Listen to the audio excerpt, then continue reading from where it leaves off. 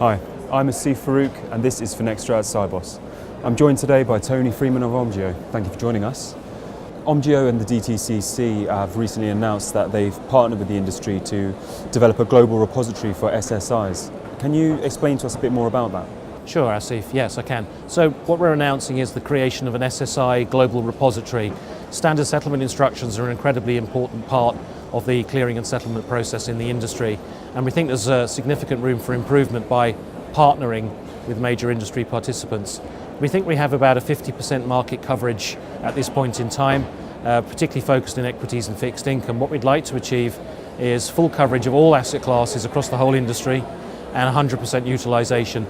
This will be based on Alert, which is our SSI database that we have out today in the market and is very widely used by market participants. What we're going to introduce is a higher level of user governance and user involvement in rolling the product out to a wider community. We'll also give open access to third parties so that other people working in the trade confirmation space can have access to the data. Why are SSIs so important? SSIs are incredibly important because they're a very fundamental part of the whole settlement process and clearing process as well. It's the equivalent of going to an airport and finding out which terminal and which gate your plane is going from. It's the piece of data that you actually need to deliver cash or securities to your counterparty.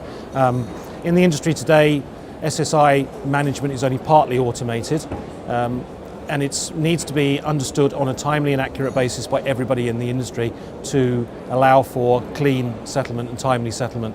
Settlement cycles are reducing across the world, and therefore access to information which is both accurate and timely is incredibly important. So you also mentioned shorter settlement cycles. How ready is Europe for that? It's partially ready. Europe is a big place. There's an awful lot of diversity in the participants in the industry. Our client community, we think, are very ready for the T+2 settlement cycle because they're very highly automated. The same-day affirmation rates that our clients achieve using our systems are in the mid 90% range today. So the feedback we get from our customers is that T+2 settlement is something they need to analyse and review and get ready for, but it's not a fundamental problem. However, there are credible industry estimates that about 20% of the market has not automated their post-trade processing. That's quite a significant percentage in the market, and they will find it a lot more challenging, particularly as it's not just a technical change from 3-day to 2-day settlement. There are also penalties, which you can refer to as incentives, depending on your perspective. That there are penalties or incentives for failed trade, so the cost of a failed trade is likely to sharply increase when the CSD regulation comes into place late next year or early 2015. And when will CSDR be implemented? Well, technically CSDR is due for implementation on the 1st of January 2015. Now, the legislative process is going quite slowly because in Brussels there are higher priority pieces of legislation go through the machine. What's happening now is that some of the harmonisation objectives within the CSDR, T+2 is one of those, are being implemented voluntarily. So the Euroclear ESES markets they've announced that they're going to implement T+2 in the first week of October 2014.